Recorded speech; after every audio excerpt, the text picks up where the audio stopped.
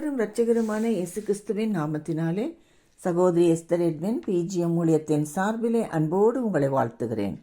சங்கீதம் 119 அதிகாரம் 176 வசனத்திலே, காணாமற் போன ஆட்டைப் போல வழி தப்பி போனேன், உமது அடியேனை தேடுவீராக என்று சொல்லப்பட்டிருக்கிறது.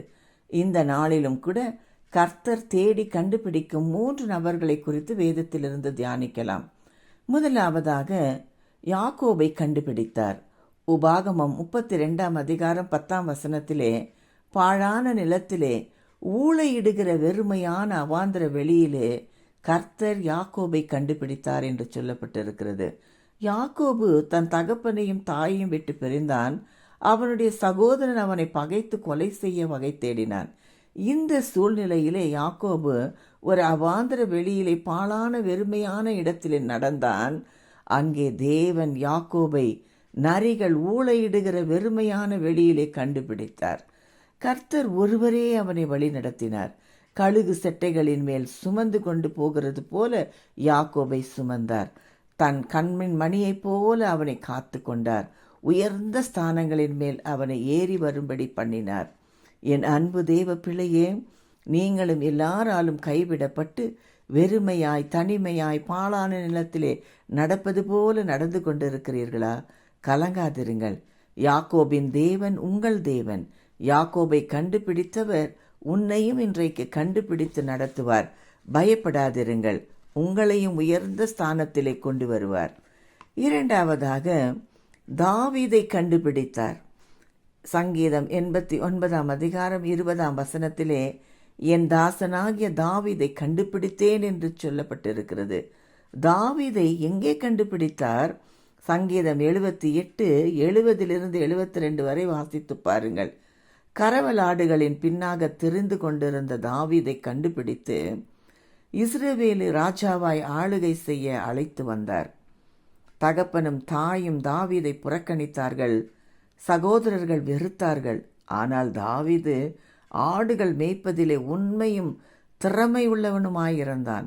தாவீது என் இருதயத்துக்கு ஏற்றவன் என்று இஸ்ரவேலை ஆளுகை செய்ய கண்டுபிடித்தார்.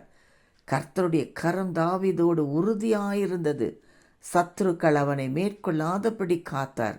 தேவ பிள்ளையே, என் பெற்றோர்கள் கூட கவனிப்பது இல்லை, சகோதரர்கள் கூட என்னை சேர்த்து கொள்ளுவதில்லை, தனியாயிருக்கிறேன் என்று கலங்குகிறீர்கள்.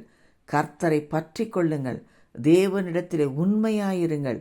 உங்களையும் எல்லா சத்துருக்களின் கைக்கும் விலக்கி காப்பார். தேவ கிருபை உங்களை விட்டு விலகாமல் உங்களை வழிநடத்துவார். மூன்றாவதாக ஆட்டை கண்டுபிடித்தார். லூக்கா எழுதின சுவிசேஷம் 15 அதிகாரம் 6 வசனத்திலே, காணாமல் போன ஆட்டை கண்டுபிடித்தேன் என்று சொல்லப்பட்டிருக்கிறது. 100 ஆடுகள் தொழுவத்திலே இருந்தது. அதில் ஒரு ஆடு காணாமற் போன போது கர்த்தர் காணாமற் போன ஆட்டை தேடி வருகிறார். அந்த ஆடு மேய்ப்பன் குரலை கேட்காமல் வழி தப்பி எங்கேயோ ஓடிப்போய் முள்ளில் சிக்கி கொண்டது. மேய்ப்பன் அதை கண்டுபிடித்து தோளிலே போட்டுக்கொண்டு சந்தோஷமாய் திரும்பினார். என் அன்பு பிள்ளையே, கர்த்தருடைய வார்த்தைக்கு செவி கொடுக்காமல் பாவ வழியை தெரிந்தெடுத்து முள்ளில் விழுந்தது போல பாவத்திலும் சாபத்திலும் சிக்கிக்கொண்டு வெளியே வர முடியாமல் இருக்கிறீர்களா? தேவன் உங்களை தேடிக்கொண்டிருக்கிறார். பாவ முள்ளில் சிக்கியிருக்கும் உங்களை எடுக்க விரும்புகிறார். பாவத்தை விட்டு வெளியே வாருங்கள், மனம் திரும்புங்கள். உங்களை கொண்டு பரலோகத்திலே மிகுந்த சந்தோஷம் உண்டாயிருக்கும். கர்த்தர் உங்களை ஆசிர்வதிப்பாராக. என்னோடு கூட சேர்ந்து செபிப்பீர்களா? எங்களை அதிகமாய் நேசிக்கிற நல்ல தகப்பனே, இந்த நாளிலும் கூட யாக்கோபை கண்டுபிடித்து உயர்ந்த ஸ்தானத்தில் வைத்தீர். தாவீதை கண்டுபிடித்து இஸ்ரவேலை அனைத்துக்கும் ராஜாவாக்கினீர். இப்பொழுதும் காணாமற் போன ஆட்டைப் போல வழி தப்பி போன எங்களையும் இந்த நாளிலே தேடுவீராக. எங்களையும் ஆசீர்வதியும். இயேசுவின் நாமத்திலே ஜெபம் கேளும் நல்ல பிதாவே, ஆமேன்.